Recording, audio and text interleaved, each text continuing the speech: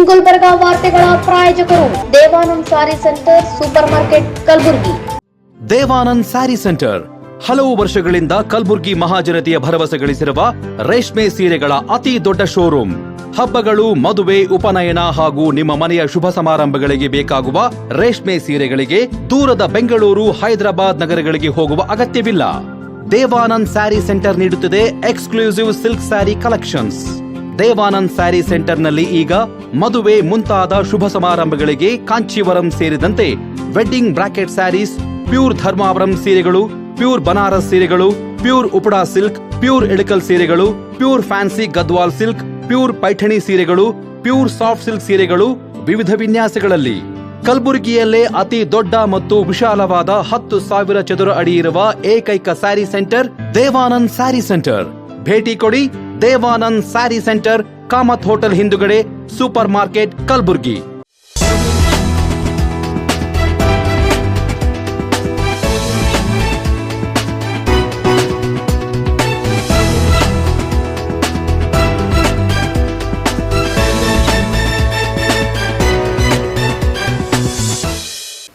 ನಮಸ್ಕಾರ, ಇನ್ ಗುಲ್ಬರ್ಗ ವಾರ್ತೆಗಳಿಗೆ ಸ್ವಾಗತ. ಮೊದಲಿಗೆ ಹೆಡ್ಲೈನ್ಸ್. ಕಳಪೆ ರಸ್ತೆ ಕಾಮಗಾರಿ ತನಿಖೆಗೆ ಆಗ್ರಹ. ಲೋಕೋಪಯೋಗಿ ಇಲಾಖೆ ಎದುರು ಕಲ್ಯಾಣ ಕರ್ನಾಟಕ ರಕ್ಷಣಾ ವೇದಿಕೆ ಪ್ರತಿಭಟನೆ. ಬರ ನಿರ್ವಹಣೆಗೆ ರಾಜ್ಯ ಸರ್ಕಾರ ಸಂಪೂರ್ಣ ಸಿದ್ಧ. ಕಲಬುರಗಿಯಲ್ಲಿ ಸಚಿವ ಯತೀಂದ್ರ ಸಿದ್ದರಾಮಯ್ಯ. ರೈತರ ಸಮಸ್ಯೆ ಮರೆತು ರಿಯಲ್ ಎಸ್ಟೇಟ್ಗೆ ಆದ್ಯತೆ. ಕಲಬುರಗಿಯಲ್ಲಿ ಸಿಎಂ ವಿರುದ್ಧ ಬಿವೈ ವಿಜಯೇಂದ್ರ ವಾಗ್ದಾಳಿ. ಪಾಣೆಗಾಂವ್ ಬಳಿ ಭೀಕರ ರಸ್ತೆ ಅಪಘಾತ. ಬೈಕ್ಗೆ ಅಪರಿಚಿತ ವಾಹನ ಡಿಕ್ಕಿ, 3 ಸ್ಥಳದಲ್ಲೇ ದುರ್ಮರಣ. ತಲೆ ಮೇಲೆ ಕಲ್ಲು ಎತ್ತಿ ಹಾಕಿ ವ್ಯಕ್ತಿಯ ಬರ್ಬರ ಹತ್ಯೆ. ಅಫ್ಜಲ್ಪುರ ತಾಲೂಕಿನ ಚೌಡಾಪುರ ಬಳಿ ಶವ ಪತ್ತೆ. ಜೂನ್ 2027 ಒಳಗೆ 24x7 ನೀರು ಯೋಜನೆ ಪೂರ್ಣಗೊಳಿಸಿ. LNTಗೆ ಸಚಿವ ಯತೀಂದ್ರ ಸಿದ್ದರಾಮಯ್ಯ ಗಡುವು. ಈಗ ವಾರ್ತೆಗಳ ವಿವರ.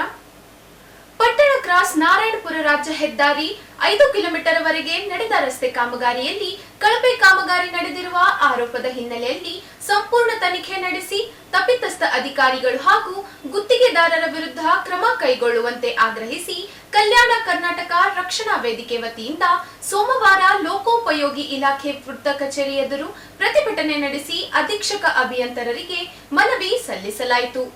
ಕಲ್ಯಾಣ ಕರ್ನಾಟಕ ರಕ್ಷಣಾ ವೇದಿಕೆಯ ಸಂಸ್ಥಾಪಕ ರಾಜ್ಯಾಧ್ಯಕ್ಷ ಶಿವಲಿಂಗ ಅಳಿಮನಿ ನೇತೃತ್ವದಲ್ಲಿ ನಡೆದ ಪ್ರತಿಭಟನೆಯಲ್ಲಿ ಈ ಕಾಮಗಾರಿಗೆ ಸಂಬಂಧಿಸಿದಂತೆ 2025 ಡಿಸೆಂಬರ್ 29ರಂದು ನೀಡಿದ್ದ ದೂರಿನ ಬಳಿಕ ಇಲಾಖೆಯ ಹಿರಿಯ ಅಧಿಕಾರಿಗಳು ಹಲವು ಬಾರಿ ವರದಿ ಸಲ್ಲಿಸುವಂತೆ ಸೂಚನೆ ನೀಡಿದ್ದರೂ ಸಂಬಂಧಿಸಿದ ಸಹಾಯಕ ಕಾರ್ಯನಿರ್ವಾಹಕ ಅಭಿಯಂತರರು ಇದುವರೆಗೆ ಯಾವುದೇ ವರದಿ ನೀಡಿಲ್ಲ ಎಂದು ಆರೋಪಿಸಲಾಯಿತು. ಪ್ರತಿಭಟನಾಕಾರರು ಕಾಮಗಾರಿಯಲ್ಲಿ ಗುಣಮಟ್ಟದ ಕೊರತೆ ಕಂಡುಬಂದಿದ್ದು, ಗುತ್ತಿಗೆದಾರರ ನಿರ್ಲಕ್ಷ್ಯದಿಂದ ನಿಂಬರ್ಗಾ ಗ್ರಾಮದ ಯುವಕನೊಬ್ಬ ಮೃತಪಟ್ಟಿರುವ ಘಟನೆ ನಡೆದಿರುವುದನ್ನು ಮನವಿಯಲ್ಲಿ ಉಲ್ಲೇಖಿಸಿದರು. ಅಲ್ಲದೆ ಕಾಮಗಾರಿಯ ಸಂಪೂರ್ಣ ತನಿಖೆ ನಡೆಸಿ ಬಾಕಿ ಬಿಲ್ಲುಗಳನ್ನು ತಡೆ ಹಿಡಿಯಬೇಕು, ತಪ್ಪಿತಸ್ಥ ಗುತ್ತಿಗೆದಾರರ ಪರವಾನಗಿಯನ್ನು ರದ್ದುಪಡಿಸಬೇಕು ಹಾಗೂ ಕರ್ತವ್ಯ ಲೋಪ ಎಸಗಿರುವ ಅಧಿಕಾರಿಯ ವಿರುದ್ಧ ಶಿಸ್ತು ಕ್ರಮ ಕೈಗೊಂಡು ಅಮಾನತುಗೊಳಿಸಬೇಕೆಂದು ಒತ್ತಾಯಿಸಿದರು.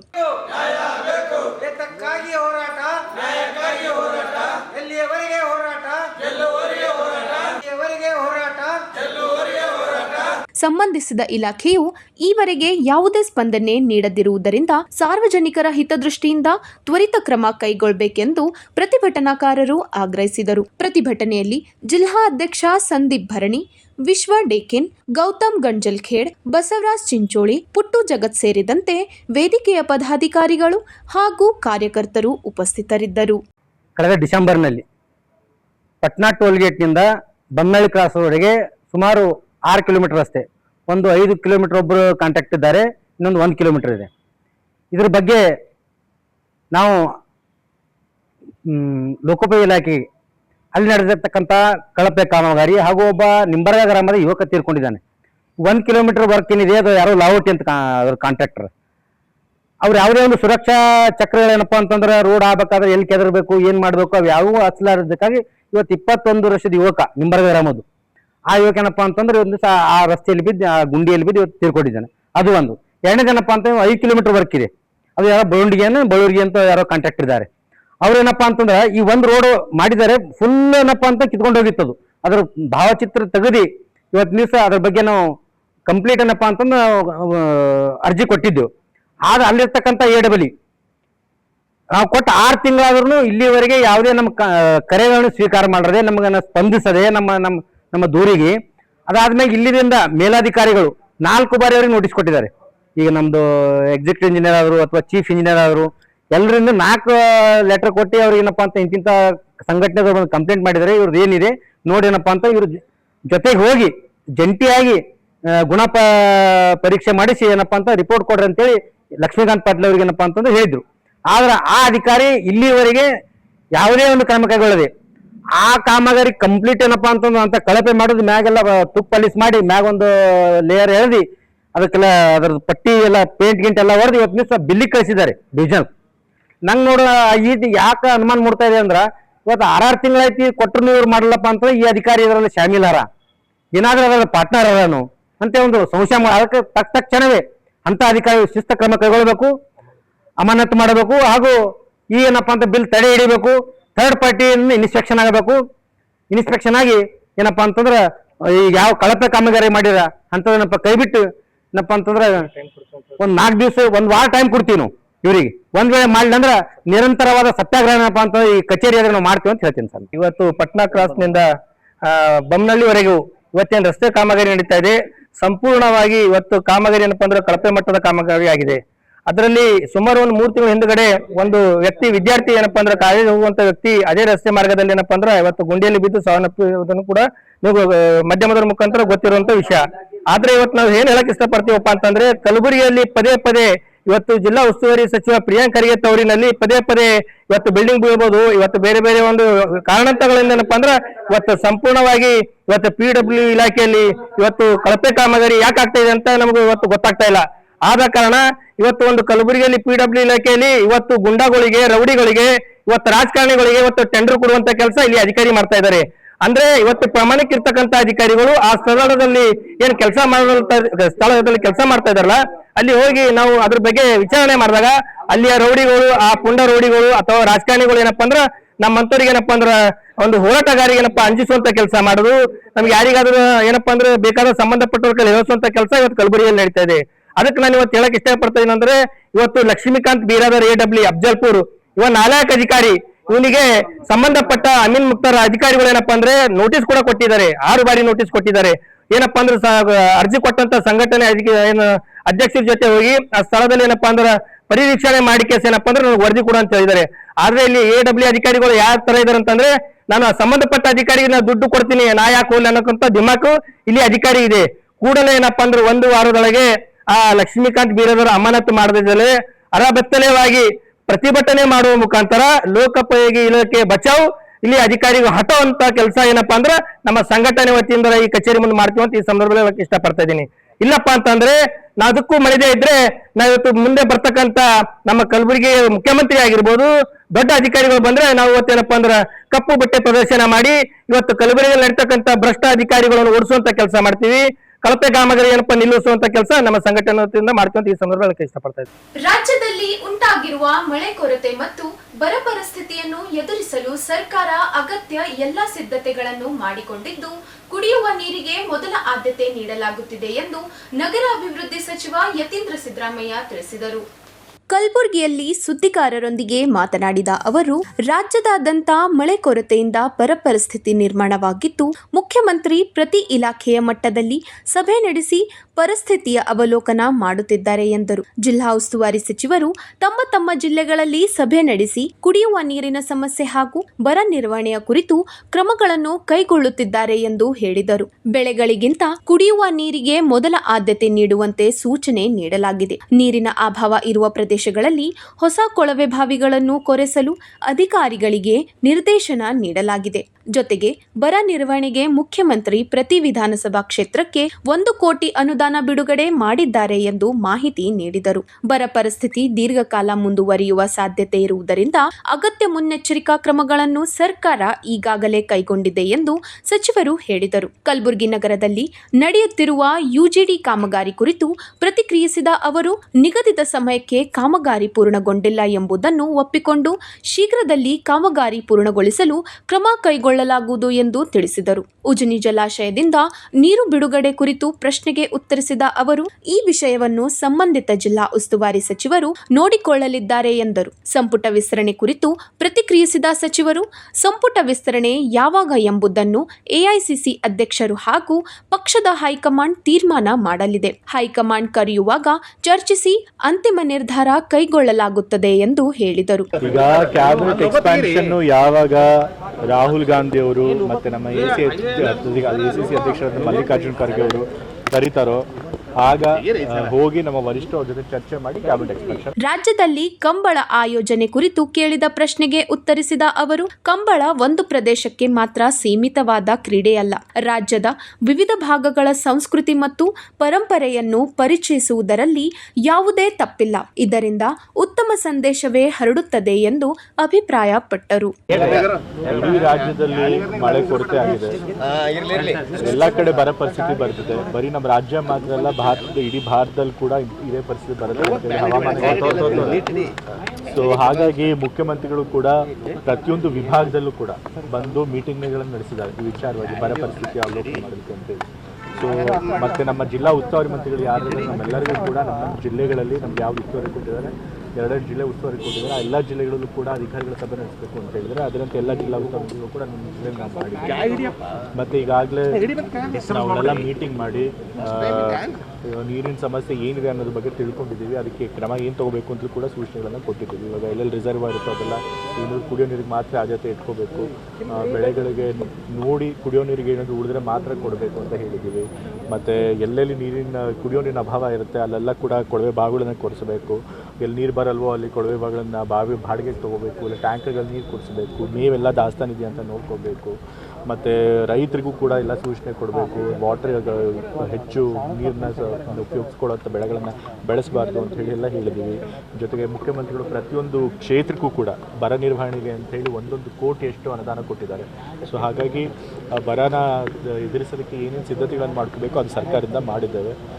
ನೋಡಬೇಕು, ಇದು ಬಹಳ ದೀರ್ಘಕಾಲ ಈ ಬರ ಪರಿಸ್ಥಿತಿ ಮುಂದುವರಿಯೋಕ್ಕೆ ಸಾಧ್ಯತೆ ಇದೆ ಅಂತ ಹೇಳಿದ್ದಾರೆ. ಹಾಗಾಗದೇ ಇರಲಿ ಅಂತ ನಾವು ಬಯಸ್ತೇವೆ. ಸರ್, ಈಗ ನಗರದಲ್ಲೂ ಕೂಡ ಕುಡಿಯೋ ನೀರಿನ ಸಮಸ್ಯೆ ಸಾಕಷ್ಟು ಇದೆ ಸರ್. ಇಲ್ಲೂ ಕೂಡ ಅಮೃತ್ 2 ಯೋಜನೆ ನಡೀತಾ ಇದೆ. ನಾವು ಅಂದ್ಕೊಂಡಂತಹ ಸಮಯದಲ್ಲಿ ಅದನ್ನು ಮುಗಿಸೋಕ್ಕಾಗಿಲ್ಲ. ಸೊ ಹಾಗಾಗಿ ಇವತ್ತು ನಾನು ಹೋಗಿ ಅದನ್ನು ಇನ್ಸ್ಪೆಕ್ಷನ್ ಮಾಡ್ತೀನಿ. ಅಧಿಕಾರಿಗಳಿಗೂ ಕೂಡ ಹೇಳ್ತೀನಿ.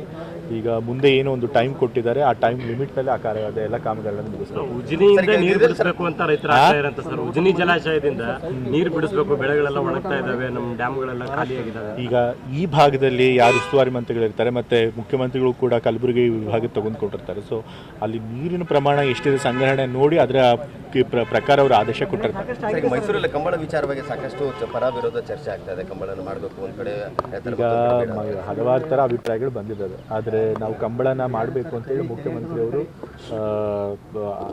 ತೀರ್ಮಾನ ಮಾಡಿದ್ದಾರೆ. ಸೊ ಹಾಗಾಗಿ ಕಂಬಳ ನಡೆಯುತ್ತೆ. ಮತ್ತು ಕರ್ನಾಟಕದ ಯಾವುದೇ ಮೂಲೆಯಲ್ಲಿ ಯಾವುದೇ ಒಂದು ಆ ಒಂದು ಪ್ರದೇಶದ ಸಂಸ್ಕೃತಿಗೆ ಸೇರಿದಂಥ ಕ್ರೀಡೆ ಅಥವಾ ಆಚರಣೆ ಇರ್ಬೋದು, ಅದನ್ನ ಇಡೀ ಕರ್ನಾಟಕಕ್ಕೆ ಪರಿಚಯಿಸೋದ್ರಿಂದ ಒಳ್ಳೆಯದೇ ಆಗುತ್ತೆ ಹೊರತು ಅದರಿಂದ ಏನು ತಪ್ಪೇನಿಲ್ಲ. ಬಿಡದಿಯಲ್ಲಿ ಸರ್ವೆಗೆ ತೆರಳಿದ್ದ ಅಧಿಕಾರಿಗಳ ವಾಹನ ತಡೆದು ಪೋರಕೆಯಿಂದ ಹಲ್ಲೆ ನಡೆಸಿದ ಘಟನೆಗೆ ಪ್ರತಿಕ್ರಿಯಿಸಿದ ಬಿಜೆಪಿ ರಾಜ್ಯಾಧ್ಯಕ್ಷ ಬಿವೈ ವಿಜಯೇಂದ್ರ, ಇದು ರಾಜ್ಯ ಸರ್ಕಾರದ ಧೋರಣೆಯ ವಿರುದ್ಧ ಅಧಿಕಾರಿಗಳು ಅನುಭವಿಸುತ್ತಿರುವ ಅಸಮಾಧಾನದ ಪ್ರತಿಫಲ ಎಂದು ಆರೋಪಿಸಿದರು. ಕಲಬುರಗಿಯಲ್ಲಿ ಸುದ್ದಿಗಾರರೊಂದಿಗೆ ಮಾತನಾಡಿದ ಅವರು, ಮುಖ್ಯಮಂತ್ರಿ ಡಿಕೆ ಶಿವಕುಮಾರ್ ಅವರಿಗೆ ರೈತರ ಹಿತಾಸಕ್ತಿಗಿಂತ ರಿಯಲ್ ಎಸ್ಟೇಟ್ ಯೋಜನೆಗಳ ಬಗ್ಗೆ ಹೆಚ್ಚು ಆಸಕ್ತಿ ಇದೆ ಎಂದು ಟೀಕಿಸಿದರು. ಹಿಂದಿನ ಮುಖ್ಯಮಂತ್ರಿಗಳು ಉತ್ತರ ಕರ್ನಾಟಕದ ಅಭಿವೃದ್ಧಿಯ ಕಡೆ ಸಮರ್ಪಕ ಗಮನ ಹರಿಸಿಲ್ಲ. ಈಗಿನ ಸರ್ಕಾರವು ಅದೇ ಧೋರಣೆಯನ್ನು ಮುಂದುವರಿಸಿದೆ ಎಂದು ಹೇಳಿದರು. ಬಿಡದಿ ಟೌನ್ಶಿಪ್ ಯೋಜನೆಗೆ ಸರ್ಕಾರ ಹೆಚ್ಚಿನ ಆದ್ಯತೆ ನೀಡುತ್ತಿದ್ದು, ಕಲ್ಯಾಣ ಕರ್ನಾಟಕದ ಭಾಗದ ಅಭಿವೃದ್ಧಿ ಹಾಗೂ ರೈತರ ಸಮಸ್ಯೆಗಳ ಕಡೆ ನಿರ್ಲಕ್ಷ್ಯ ವಹಿಸಿದೆ ಎಂದು ವಿಜಯೇಂದ್ರ ಆರೋಪಿಸಿದರು. ಬೀದರ್ ಮತ್ತು ಕಲಬುರಗಿ ಪ್ರವಾಸಕ್ಕೆ ಬಂದ ಮುಖ್ಯಮಂತ್ರಿ ಕೇವಲ ಫೋಟೋಶೂಟ್ ಮಾಡಿ ತೆರಳಿದ್ದಾರೆ ಹೊರತು ರೈತರ ಸಂಕಷ್ಟಗಳನ್ನು ಆಲಿಸಿಲ್ಲ ಎಂದು ಅವರು ವಾಗ್ದಾಳಿ ನಡೆಸಿದರು. ಬಿಡದಿನಲ್ಲಿ ಸರ್ವೆಗೆ ಹೋದಂಥ ಅಧಿಕಾರಿಗಳ ಕಾರನ್ನು ತಡೆದು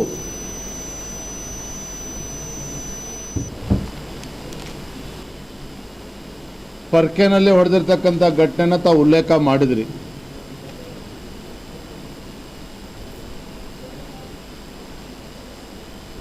ಇದು ಈ ರಾಜ್ಯದ ಮುಖ್ಯಮಂತ್ರಿಗಳು ರೈತರ ಬಗ್ಗೆ ಕಾಳಜಿ ಇರದೇನೆ ರಿಯಲ್ ಎಸ್ಟೇಟ್ ಬಗ್ಗೆ ಕಾಳಜಿನ ತೋರ್ತಾ ಇರ್ತಕ್ಕಂಥ ರಾಜ್ಯದ ಮುಖ್ಯಮಂತ್ರಿಗಳು ಡಿ ಕೆ ಶಿವಕುಮಾರ್ ಅವರು ಏನಿದ್ದಾರೆ, ಇವರ ಧೋರಣೆಯ ಪರಿಣಾಮವಾಗಿ ಇವತ್ತು ಅಧಿಕಾರಿಗಳು ರೈತರ ಬಿಸಿಯನ್ನು ಎದುರಿಸಬೇಕಾಗಿದೆ, ರೈತರ ಸಿಟ್ಟನ್ನು ಎದುರಿಸಬೇಕಾಗಿದೆ. ರಾಜ್ಯದ ಮುಖ್ಯಮಂತ್ರಿಗಳಿಗೆ ರೈತರ ಹಿತಾಸಕ್ತಿಯನ್ನು ಕಾಪಾಡುವಂತಹ ಒಂದು ಮೊದಲ ಆದ್ಯತೆ ಅವ್ರದ್ದು ಆಗಬೇಕಾಗಿತ್ತು. ರೈತರ ಹಿತಾಸಕ್ತಿಯನ್ನು ಬದಿಗಿಟ್ಟು ರಿಯಲ್ ಎಸ್ಟೇಟಿಂದ ಹೋಗ್ತಾ ಇರುವಂಥ ಪರಿಣಾಮವಾಗಿ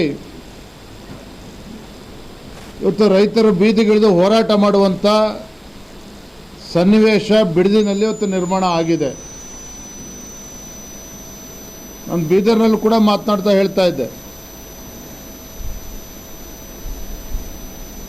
ನೂತನವಾಗಿ ಪ್ರಮಾಣ ವಚನವನ್ನು ಸ್ವೀಕಾರ ಮಾಡಿರುವಂತಹ ಮಾನ್ಯ ಮುಖ್ಯಮಂತ್ರಿಗಳು ಈ ಕಾಂಗ್ರೆಸ್ ಸರ್ಕಾರದ ಅವಧಿಯಲ್ಲಿ ಹಿಂದಿನ 3 ವರ್ಷಗಳ ಕಾಲ ಉತ್ತರ ಕರ್ನಾಟಕದ ಬಗ್ಗೆ ಯಾರು ತಲೆ ಕೆಡಿಸ್ಕೊಳ್ಳೋಕೆ ಸಾಧ್ಯ ಆಗಲಿಲ್ಲ.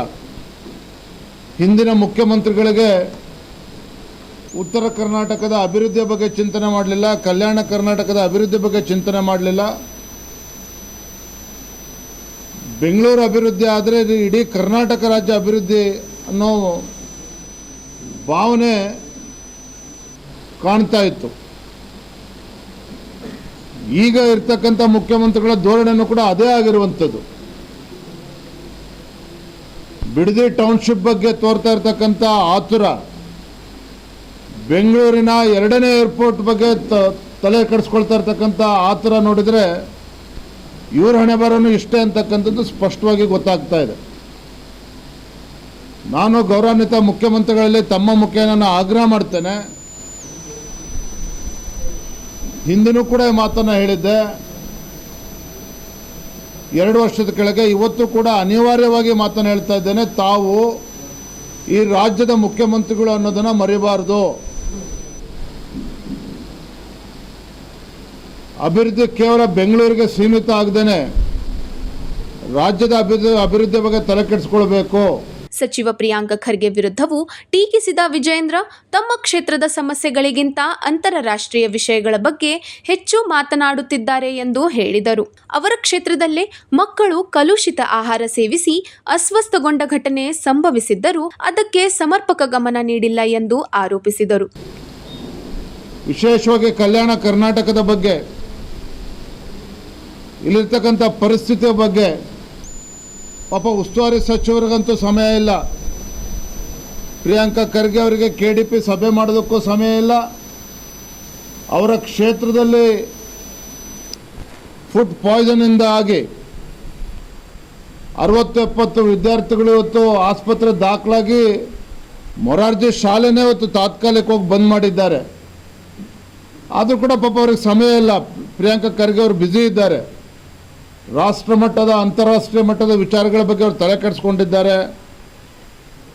ಅಮೇರಿಕ ಇರಾನ್ ಯುದ್ಧದ ಬಗ್ಗೆ ತಲೆ ಕೆಡಿಸ್ಕೊಂಡಿದ್ದಾರೆ. ಯುಕ್ರೇನ್ ಮತ್ತು ರಷ್ಯಾ ಯುದ್ಧದ ಬಗ್ಗೆ ಅವರು ತಲೆ ಕೆಡಿಸ್ಕೊಂಡಿದ್ದಾರೆ ವಿನಃ ಚಿತ್ತಾಪುರದ ಬಗ್ಗೆ ಆಗಲಿ, ಕಲ್ಯಾಣ ಕರ್ನಾಟಕದ ಬಗ್ಗೆ ಆಗಲಿ, ರಾಜ್ಯದ ಅಭಿವೃದ್ಧಿ ಬಗ್ಗೆ ಆಗಲಿ, ಅವ್ರ ಇಲಾಖೆ ಬಗ್ಗೆ ತಲೆ ಕೆಡಿಸ್ಕೊಳ್ಳೋದಕ್ಕೆ ಅವ್ರಿಗೆ ಪುರ್ಸೊತ್ತಿಲ್ಲ. ರಾಜ್ಯದಲ್ಲಿ ಬರ ಪರಿಸ್ಥಿತಿ ತೀವ್ರವಾಗಿದ್ದರೂ ಇದುವರೆಗೆ ಕೃಷಿ ಸಚಿವರನ್ನು ನೇಮಕ ಮಾಡಿಲ್ಲ. ಸರ್ಕಾರ ಅಭಿವೃದ್ಧಿಗಿಂತ ರಿಯಲ್ ಎಸ್ಟೇಟ್ಗೆ ಹೆಚ್ಚಿನ ಒತ್ತು ನೀಡುತ್ತಿದೆ ಎಂದು ಅವರು ದೂರಿದರು. ಇಡೀ ರಾಜ್ಯದಲ್ಲಿ ಮುಂಗಾರು ದುರ್ಬಲ ಆಗಿದೆ. ಕಲ್ಯಾಣ ಕರ್ನಾಟಕದಲ್ಲಿ ಸುಮಾರು 30 ಲಕ್ಷ ಹೆಕ್ಟೇರ್ಗೂ ಹೆಚ್ಚು ಪ್ರದೇಶದಲ್ಲಿ ಇನ್ನೂ ಕೂಡ ಬಿತ್ತನೆ ಕಾರ್ಯ ಆಗಿಲ್ಲ. ತೊಗರಿ ಇರ್ಬೋದು, ಉದ್ದು ಇರ್ಬೋದು, ಸೋಯಾಬೀನ್ ಇರ್ಬೋದು, ಸೂರ್ಯಕಾಂತಿ ಇರ್ಬೋದು, ಕೇವಲ 15% 20% ಅಷ್ಟು ಮಾತ್ರ ಬಿತ್ತನೆ ಆಗಿರುವಂಥದ್ದು. ನೋಡಿ, ದುರಾದೃಷ್ಟ ಅಂತ ಹೇಳಿದ್ರೆ ಕೃಷಿ ಸಚಿವರು ಕೂಡ ಇವತ್ತಿಲ್ಲ. ಎಸ್ಐಆರ್ ಸ್ಪೆಷಲ್ ಇಂಟೆನ್ಸಿವ್ ರಿವಿಷನ್ ಪ್ರಕ್ರಿಯೆಯೇ ದುರ್ಬಳಕೆ ನಡೆಯುತ್ತಿದೆ ಎಂದು ಆರೋಪಿಸಿದ ವಿಜೇಂದ್ರ, ವಲಸಿಗರಿಗೆ ಎಫ್ಆರ್ಸಿ ಪ್ರಮಾಣ ಪತ್ರಗಳನ್ನು ನೀಡಲಾಗುತ್ತಿದೆ ಎಂದು ಹೇಳಿದರು. ಅನ್ಯ ದೇಶದವರಿಗೆ ಪ್ರಮಾಣ ಪತ್ರ ನೀಡುವುದು ದೇಶದ ಹಿತಕ್ಕೆ ವಿರುದ್ಧವಾದ ಕ್ರಮ ಎಂದು ಅವರು ಆರೋಪಿಸಿದರು. ಮುಖ್ಯಮಂತ್ರಿಗಳು ಪ್ರಮಾಣ ಸ್ವೀಕಾರ ಮಾಡಿ ಇಷ್ಟು ತಿಂಗಳುಗಳಾದರೂ ಸಹ ಇವತ್ತಿಗೂ ಕೂಡ ಫುಲ್ ಫ್ಲೆಡ್ಜ್ ಕ್ಯಾಬಿನೆಟ್ ಎಕ್ಸ್ಪಾನ್ಷನ್ ಕೂಡ ಆಗದೇನೆ, ಕೃಷಿ ಸಚಿವರು ಕೂಡ ಇಲ್ದೇನೆ, ಮೊನ್ನೆ ದಿನ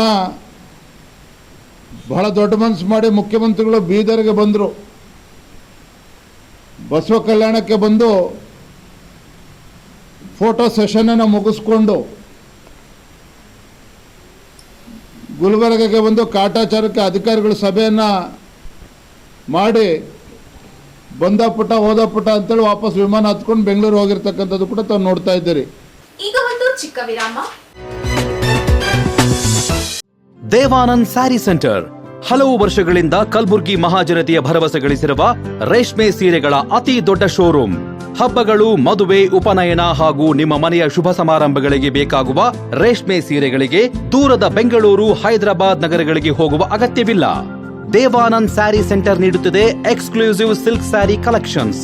ದೇವಾನಂದ್ ಸ್ಯಾರಿ ಸೆಂಟರ್ನಲ್ಲಿ ಈಗ ಮದುವೆ ಮುಂತಾದ ಶುಭ ಸಮಾರಂಭಗಳಿಗೆ ಕಾಂಚೀವರಂ ಸೇರಿದಂತೆ wedding brocade saris, pure Dharmavaram ಸೀರೆಗಳು, ಪ್ಯೂರ್ ಬನಾರಸ್ ಸೀರೆಗಳು, pure Uppada silk, pure Ilkal ಸೀರೆಗಳು, pure fancy Gadwal silk, pure Paithani ಸೀರೆಗಳು, ಪ್ಯೂರ್ ಸಾಫ್ಟ್ ಸಿಲ್ಕ್ ಸೀರೆಗಳು ವಿವಿಧ ವಿನ್ಯಾಸಗಳಲ್ಲಿ. ಕಲಬುರಗಿಯಲ್ಲೇ ಅತಿ ದೊಡ್ಡ ಮತ್ತು ವಿಶಾಲವಾದ 10,000 ಚದುರ ಅಡಿ ಇರುವ ಏಕೈಕ sari centre Devanand sari centre. ಭೇಟಿ ಕೊಡಿ. Devanand sari centre, Kamath hotel ಹಿಂದುಗಡೆ, ಸೂಪರ್ ಮಾರ್ಕೆಟ್, ಕಲಬುರ್ಗಿ.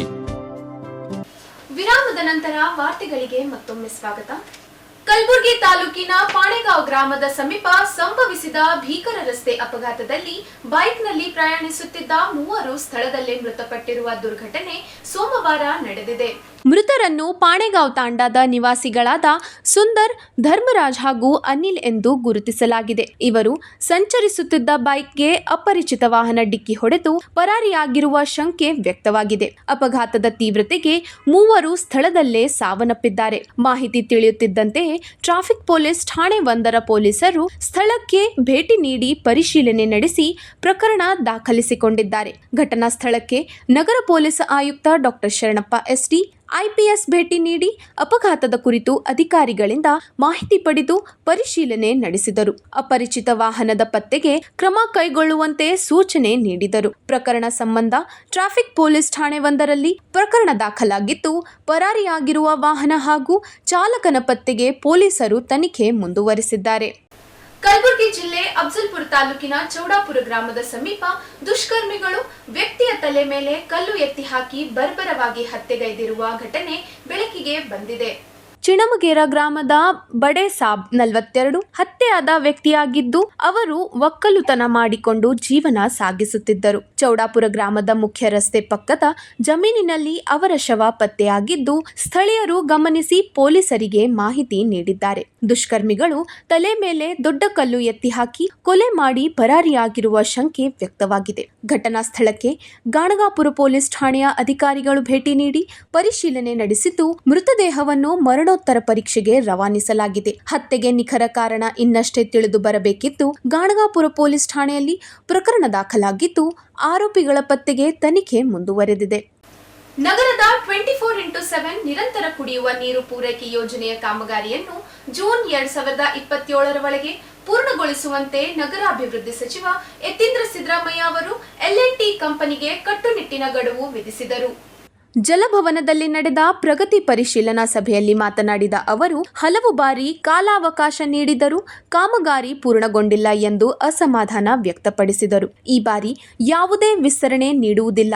ಗಡುವಿನೊಳಗೆ ಕಾಮಗಾರಿ ಮುಗಿಸದಿದ್ದರೆ ಕಂಪನಿ ಹಾಗೂ ಸಂಬಂಧಿತ ಅಧಿಕಾರಿಗಳ ವಿರುದ್ಧ ಕ್ರಮ ಕೈಗೊಳ್ಳಲಾಗುವುದು ಎಂದು ಎಚ್ಚರಿಕೆ ನೀಡಿದರು. ನಗರದ 62,767 ಮನೆಗಳ ಪೈಕಿ ಇದುವರೆಗೆ 30,907 ಮನೆಗಳಿಗೆ ಮಾತ್ರ ಸಂಪರ್ಕ ಕಲ್ಪಿಸಲಾಗಿದೆ. ಉಳಿದ ಮನೆಗಳಿಗೂ ಶೀಘ್ರ ಸಂಪರ್ಕ ನೀಡುವಂತೆ ಸೂಚಿಸಿದರು. ಕಾಮಗಾರಿಯಲ್ಲಿ ಗುಣಮಟ್ಟಕ್ಕೆ ಯಾವುದೇ ರಾಜಿ ಬೇಡ ಎಂದರು. ಬರ ಪರಿಸ್ಥಿತಿಯನ್ನು ಗಮನದಲ್ಲಿಟ್ಟುಕೊಂಡು ಅಗತ್ಯವಿದ್ದರೆ ಹೆಚ್ಚುವರಿ ಟ್ಯಾಂಕರ್ಗಳ ಮೂಲಕ ನೀರು ಪೂರೈಕೆ ಮಾಡುವಂತೆ ಪಾಲಿಕೆ ಅಧಿಕಾರಿಗಳಿಗೆ ನಿರ್ದೇಶನ ನೀಡಿದ ಸಚಿವರು ಶುದ್ಧ ಕುಡಿಯುವ ನೀರು, ಸಮರ್ಪಕ ಒಳಚರಂಡಿ ವ್ಯವಸ್ಥೆ, ಕಸ ವಿಂಗಡಣೆ ಹಾಗೂ ಸಾರ್ವಜನಿಕ ಸೇವೆಗಳ ಸುಧಾರಣೆಗೆ ಆದ್ಯತೆ ನೀಡುವಂತೆ ಸೂಚಿಸಿದರು. ಇಲ್ಲಿಗೆ ವಾರ್ತಾ ಪ್ರಸಾರ ಮುಕ್ತಾಯ. ಮುಂದಿನ ಸಂಚಿಕೆಯಲ್ಲಿ ಭೇಟಿಯಾಗೋಣ. ನಮಸ್ಕಾರ.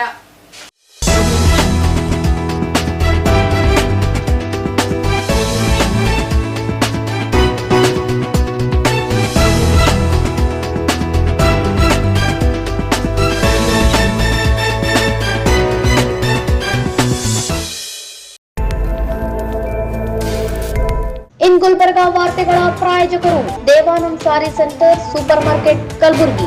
ದೇವಾನಂದ್ ಸ್ಯಾರಿ ಸೆಂಟರ್ ಹಲವು ವರ್ಷಗಳಿಂದ ಕಲಬುರ್ಗಿ ಮಹಾಜನತೆಯ ಭರವಸೆ ಗಳಿಸಿರುವ ರೇಷ್ಮೆ ಸೀರೆಗಳ ಅತಿ ದೊಡ್ಡ ಶೋರೂಮ್. ಹಬ್ಬಗಳು, ಮದುವೆ, ಉಪನಯನ ಹಾಗೂ ನಿಮ್ಮ ಮನೆಯ ಶುಭ ಸಮಾರಂಭಗಳಿಗೆ ಬೇಕಾಗುವ ರೇಷ್ಮೆ ಸೀರೆಗಳಿಗೆ ದೂರದ ಬೆಂಗಳೂರು, ಹೈದರಾಬಾದ್ ನಗರಗಳಿಗೆ ಹೋಗುವ ಅಗತ್ಯವಿಲ್ಲ. ದೇವಾನಂದ್ ಸ್ಯಾರಿ ಸೆಂಟರ್ ನೀಡುತ್ತಿದೆ exclusive silk sari collections. Devanand sari ಸೆಂಟರ್ನಲ್ಲಿ ಈಗ ಮದುವೆ ಮುಂತಾದ ಶುಭ ಸಮಾರಂಭಗಳಿಗೆ ಕಾಂಚೀವರಂ ಸೇರಿದಂತೆ wedding brocade saris, pure Dharmavaram ಸೀರೆಗಳು, ಪ್ಯೂರ್ ಬನಾರಸ್ ಸೀರೆಗಳು, pure Uppada silk, pure Ilkal ಸೀರೆಗಳು, pure fancy Gadwal silk, pure Paithani ಸೀರೆಗಳು, ಪ್ಯೂರ್ ಸಾಫ್ಟ್ ಸಿಲ್ಕ್ ಸೀರೆಗಳು ವಿವಿಧ ವಿನ್ಯಾಸಗಳಲ್ಲಿ. ಕಲಬುರಗಿಯಲ್ಲೇ ಅತಿ ದೊಡ್ಡ ಮತ್ತು ವಿಶಾಲವಾದ 10,000 ಚದುರ ಅಡಿ ಇರುವ ಏಕೈಕ sari centre Devanand sari centre. ಭೇಟಿ ಕೊಡಿ. Devanand sari centre, Kamath hotel ಹಿಂದುಗಡೆ, ಸೂಪರ್ ಮಾರ್ಕೆಟ್, ಕಲಬುರ್ಗಿ.